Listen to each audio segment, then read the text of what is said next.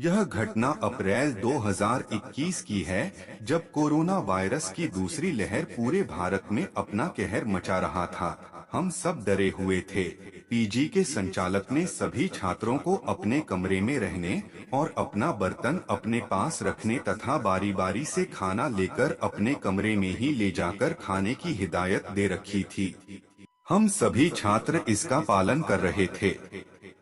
एक दिन पीजी के मेरे सीनियर अपने एक दोस्त की तबीयत खराब होने पर, जो कहीं और हॉस्टल में रहता था, उसे अस्पताल ले गए तथा उसके संपर्क में आने से वो कोरोना से संक्रमित हो गए।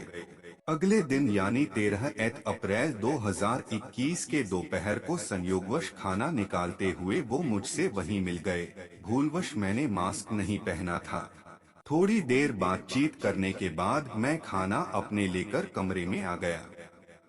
खाना खाने के बाद सब कुछ ठीक रहा, पर शाम तक मुझे जुकाम जैसा महसूस होने लगा। तो मुझे लगा सामान्य सा सर्दी जुकाम होगा, क्योंकि मुझे एलर्जी की समस्या सामान्यतः बनी रहती है। लेकिन रात को खाना खाने के बाद मेरी मांसपेशियों में खिंचाव और दर्द का अनुभव होने लगा तथा ऐसा महसूस हो रहा था कि सूंघने की क्षमता कम होती जा रही है। मैं थोड़ा चिंतित हो गया।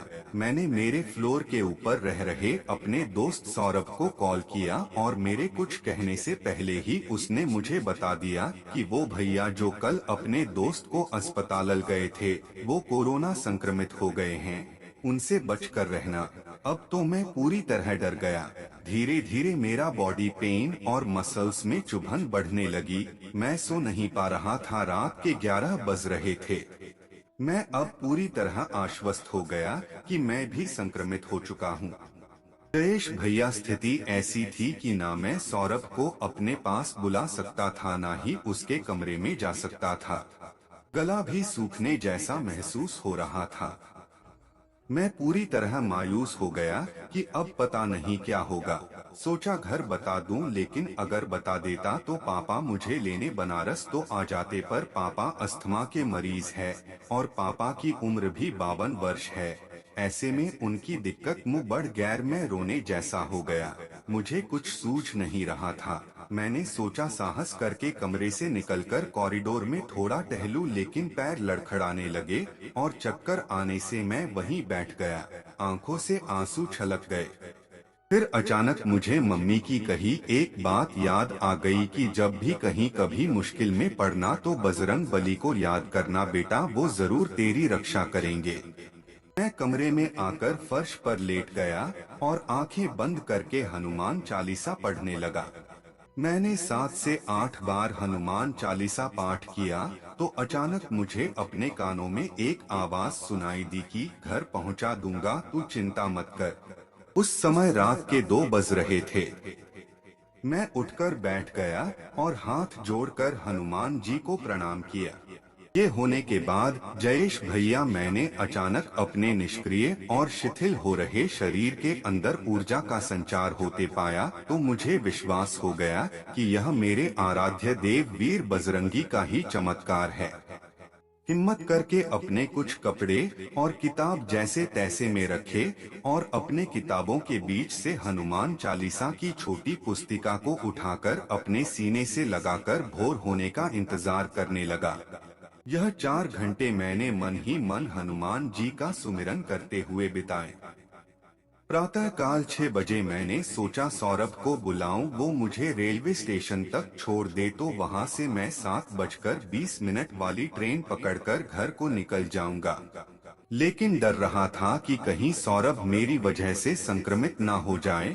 लेकिन मेरे पास कोई और विकल्प नहीं था। मैंने कपड़ा पहना और मास्क लगाया, अपने आप को सैनिटाइज किया, मास्क के ऊपर गमछे से अपना मुंह बांधा और ऊपर फ्लोर पर सौरभ को बुलाने के लिए जैसे ही अपने कमरे से बाहर निकला कि मेरे फ्लोर की बालकनी में मुझे एक लंगूर के दर्शन हुए, जो मुझे बहुत ध्यान से देख रहा था। मैं अब पूरी तरह आश्वस्त हो चुका था कि मेरे बजरंगबली मेरे साथ हैं। अब मैं घर पहुंच जाऊंगा।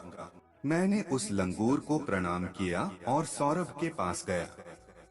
सौरभ मुझे अपनी बाइक से रेलवे स्टेशन छोड़ दिया और टिकट बुक मुझे दे दिया।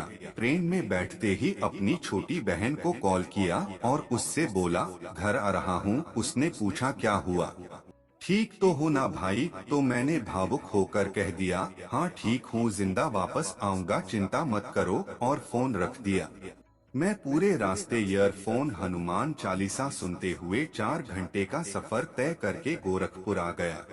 स्टेशन से बाहर आकर पापा को फोन किया कि मुझे गांव के लिए बस मिल गई है, लेकिन मुझे कुछ समस्या महसूस हो रही है, इसलिए मैं घर आऊं तो आप लोग सावधान रहिएगा और मम्मी को कुछ मत बताना, वो घबरा जाएंगी। मुझे कुछ दिनों तक एक कमरे में एकांतवास। पापा मेरी बात समझ गए। पापा ने मेरी बहन से बोलकर मेरा कमरा खाली और साफ करा दिया और मैं पूरे रास्ते में बस की खिड़की से 3-4 जगह सड़क के किनारे बने हनुमान जी के छोटे बड़े मंदिरों को प्रणाम करते हुए घर की ओर बढ़ने लगा।